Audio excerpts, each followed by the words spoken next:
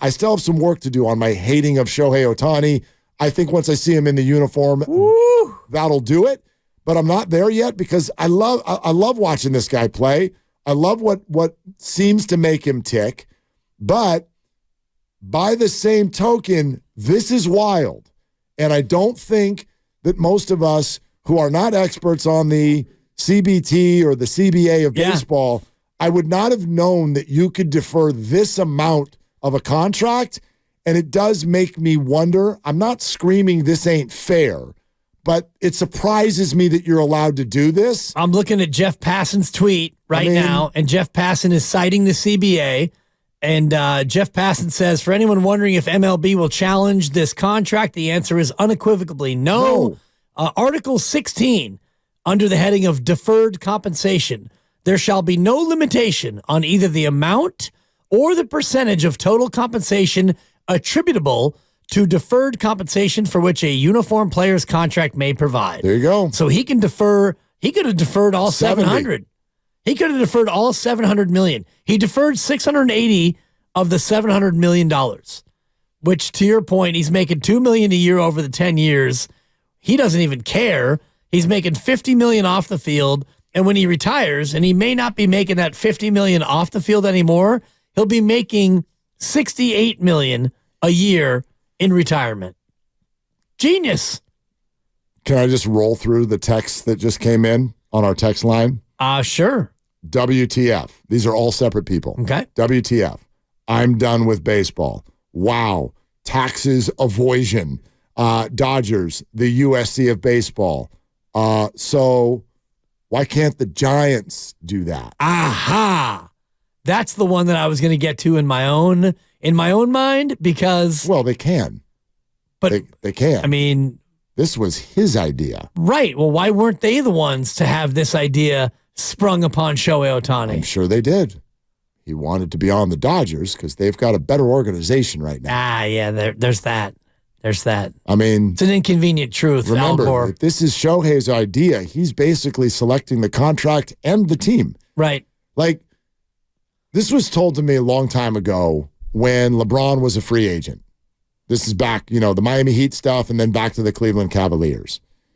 And this is from a reporter who had spoken to LeBron's agent. And they're like, I don't think you understand the power that LeBron has.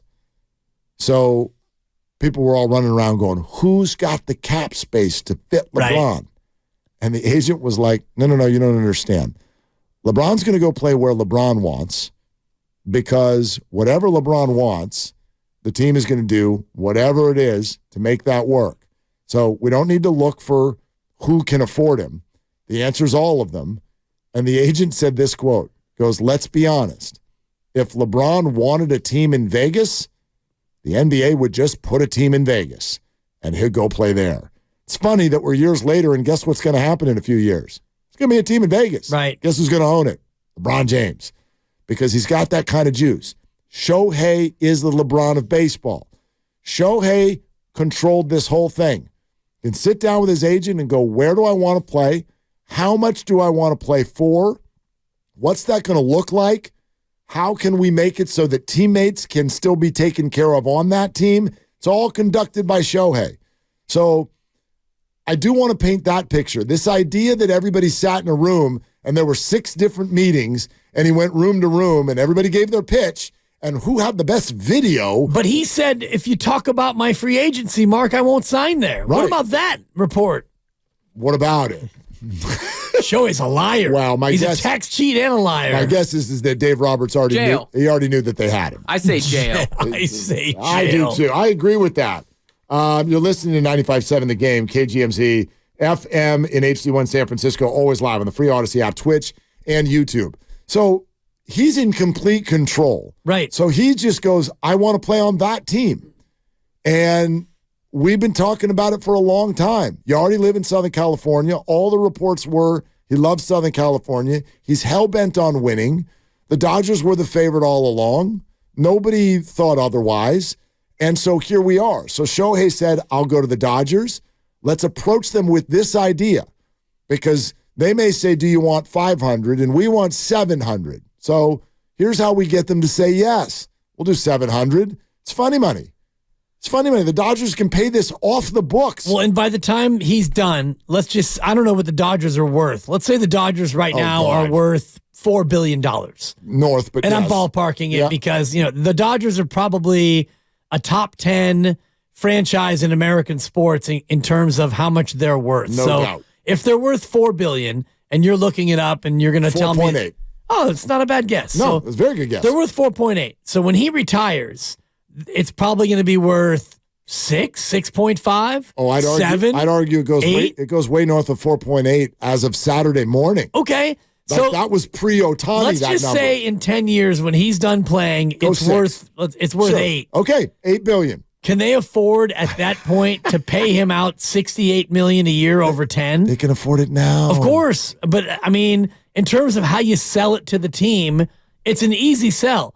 Him being on your team for 10 years, you're going to win between 0 and 10 championships. Correct. And those are the options. Let's say it's 0. Gosh, if it's 0, that'd be so fun. It would be a lot cooler if it were 0.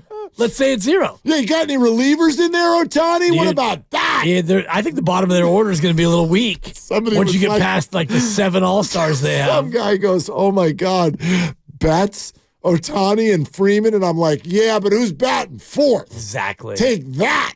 Some people, for data. Some idiots took it seriously. They're no doubt. Oh, they've got Muncy and Will Smith. I'm like, shut up and take the joke. Exactly. Anyway, go ahead. No, I think the point is not so much about the Dodgers and can they do it. The bigger point is what this means for baseball to me, because baseball has always been the haves and the have-nots, but now we're getting to a point where this is more ridiculous than ever, because we have this in the NBA where the NBA is already haves and have-nots, and you made a great point in your story about LeBron James, and you're absolutely right.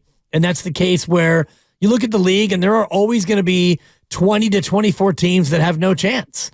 And that, what does that do for the overall appeal of the league? The NBA is a little different because you can still see stars in action, and it's a little bit more of a show. In baseball, you could look at 20 teams right now that are mostly unwatchable, and not only unwatchable for the general public, but even for their own fan base. No, you're spot on. You're spot on, and that's the issue here. And I just I don't want it to sound like sour grapes because the Giants didn't get them. But contracts like this, I think it's easy for most baseball fans, if you really follow the sport and you watch what's been going on where half of the teams are flat out not trying. Contracts like this are bad. They're bad. They're bad for. It's funny that they call this competitive balance, because this is absolutely the opposite of that. It's terrible for competitive balance. For those of you listening here in the Bay Area, this is part of what leads to things like what happened with the Oakland A's. This is part of it. Yes, the blame is mainly on John Fisher, but people like that are empowered to do things like that because of this. And so it's also bad for players, quite frankly, because it lessens the number of real employers out there who will pay top dollar for top talent. And I would argue it also lessens the achievement at the end. Oh, they beat 30 teams. No, you didn't. You beat 6. Exactly. You beat 6 teams, and you doubled their spending. Do you know what I mean? It's like Billy Madison playing dodgeball. It's like you can throw the ball off a kindergartner. You're 6 feet tall. Exactly. So that's what I don't like about it. Well, if you're Kansas City, if you're Oakland, if you are any of these other small market or, small-minded teams, what are your goals? So if you're the A's and you really want to compete and try to win, what would be the amount of money it would take for you to get your team competitive enough and good enough to really compete? Yeah. Either you have to be amazing in the draft, like Tampa's done a great job without spending a lot of money. Tampa's the outlier, but all the other teams that try to do it that way, you've got no shot. But even when they do it, it's short-lived, because once somebody's ready to get paid, they've got to go. And that's the cycle that is so maddening for so many teams. Why the Giants are so maddening is that they're not one of those teams, and they still don't put the money out there or can't get someone to take it or any of that. 888-957-9570. Real quick note also, by the way, our YouTube feed went down very, very briefly, momentarily. So a lot of you hopped off. Get back on. We're up and running. And now, crazy update, we're actually called Willard and Dibs. Look at that. Right? There's the reboot. So we're now back. We're rocking and rolling. We are Willard and Dibs. Get back over to YouTube right now with all your friends over there. We'll comment. We'll connect with you. You can watch the show as you always do. Just want to let everyone know we're backing up and running and apologize. Oh, I see I'm being blamed. For that momentary. Thanks, Loco well, Moco. No, it is your fault. Bunch of crap. That's your role here. The champ was running around with his head cut off. Well, and it's my fault. He's having a rough day. He's having a rough day. Hang in there, champ. It's an elimination sensation. That's a buck. Let's go to Connor in San Leandro. Hey, Connor, you're on with Willie and Debbie. What are you doing? Hey, what's going on, guys? Just a little working from home, really enjoying down the breakdown that you and Dibs just provided, Mark. So listen, I feel like rather than opposing this at the next CBA, we need to realize that the Giants have more in common league-wide with the Dodgers than we have, differences from them. And this could really benefit us. Just think about the fact that our owner said he wants to somewhat break even. Well, guess what? Now with all these advanced financialization products that we're turning these baseball salaries into, you can do exactly that. And you can even leverage those real estate holdings to compete with the Dodgers long term. And I do want to also, just put out this consideration, which is this is the first time that anyone has done this. The courts haven't ruled on it, et cetera, et cetera. This might be a risky move. So if we really do care about eventually not getting mad and getting even with the Dodgers, I feel like the right phrase here is it's not the early bird that gets the worm. It's the second mouse that gets the cheese. Let the Dodgers make this mistake and then learn from their mistakes. And I know that this is a little bit early and premature, but once we're past Farhan, maybe figure out how we could take advantage of this long term. Yeah, but Connor, it seems like you're insinuating that this is going to be a mistake because there are going to be legal ramifications down the road, or financially this will put the Dodgers in a hole. And I don't think either of them have much of a chance of being true at all. We'll see, and I respect your opinion on that, but it just feels so risky. I don't want my franchise to be bet on this. And if the Dodgers want to do that, that's fine. I'm happy settling for second, third, or fourth if Farhan can take that out of free agency. And thanks for considering my point of view. Yeah, Connor, thanks. Always, Connor. Yeah, we will always consider your point of view. Yeah, I'm not happy with second, third, or fourth place at all.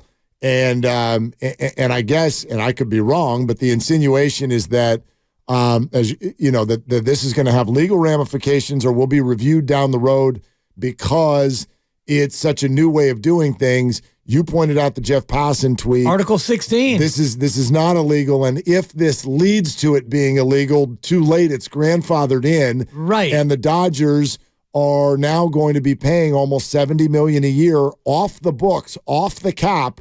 Later, 10 years from now, like no big deal. You're the Dodgers. As you just pointed out, this is already, like in this moment, this is at minimum a $5 billion property. Exactly. And by then it's an $8 billion property. They're going to have, and the money that they rake, the attendance now, the merchandising, the globalization, all that of having them on your team.